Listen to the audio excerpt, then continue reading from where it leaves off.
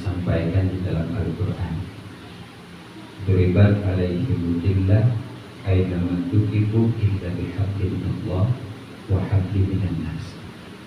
Dijadikan kehinaan di atas mereka di mana mereka berada, melainkan dengan membuat hubungan baik dengan Allah dan dengan manusia.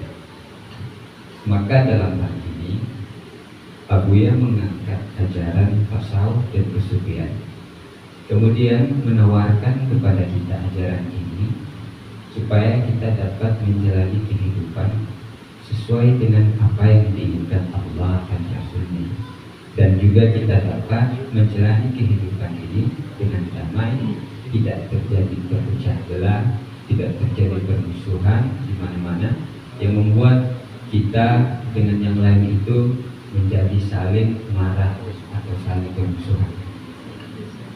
Maka hubungan baik dengan Allah yaitu di mana seseorang dapat meningkatkan kualitas keimanannya dan juga dapat menjalankan ibadah yang baik, senantiasa menyaksikan keberadaan Allah dan lupa dia kepada selain Allah. Maka hal ini tidak bisa kita lakukan kalau tidak dengan tasawuf dan kesufian. Sehingga tasawuf dan kesufian ini menjadi landasan utama agar supaya kita dapat meningkatkan keimanan kita. Ibadah kita yang tadinya hanya sebatas menjalankan perintah atau terlihat kepada tuntutan, sekarang berubah menjadi atas dasar kecintaan kita atau mahabbah terhadap Allah sebagai Tuhan, dan kita menyadari posisi kita itu sebagai hamba yang sangat ikhtikar, membutuhkan kepada Allah. Kemudian hubungan baik dengan sesama, yaitu mereka dapat menjaga batas yang telah ditentukan oleh Allah dan memelihara akhlak serta menghilangkan sifat-sifat nafsu yang jelek.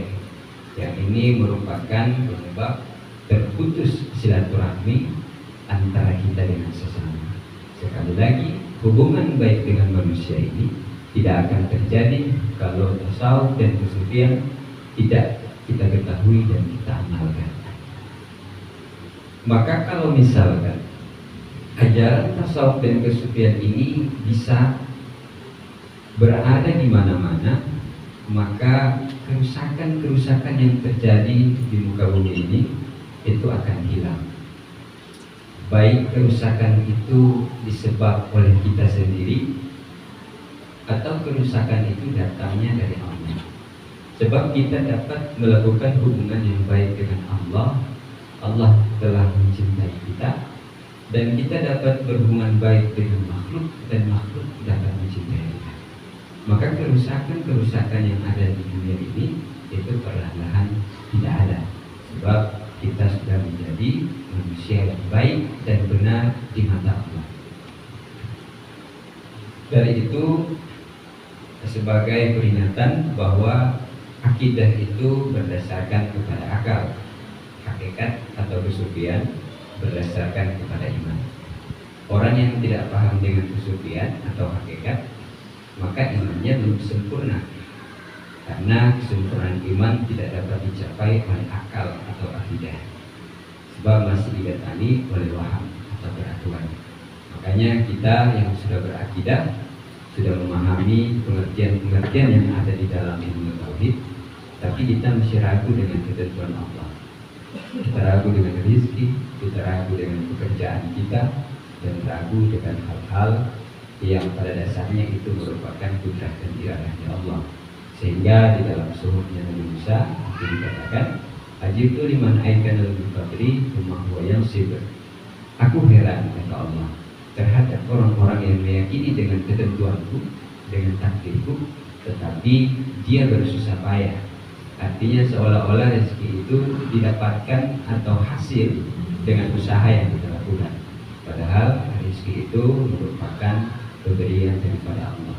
Ini didasarkan karena tidak ada tasawuf dalam diri kita, sehingga akidah kita itu kosong. Kemudian Allah berfirman, wa'tasimu billah huwa maulakum. Berpeganglah kamu dengan Allah, dialah Allah adalah pemimpinmu.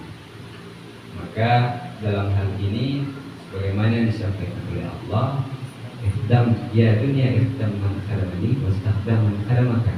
Wahai dunia, layani olehmu akan orang-orang yang melayanimu, dan berbudak olehmu akan mereka yang melayani kamu. Kalau kita berpegang kepada Allah, kita layani Allah, maka dunia ini akan tunduk kepada kita. Tapi kalau kita layani dunia, maka dunia memperbudak kita. Kalau misalkan ibu-ibu melayani bapak-bapak, maka ibu-ibu diperbudak oleh bapak-bapak. Nah, begitulah biasanya.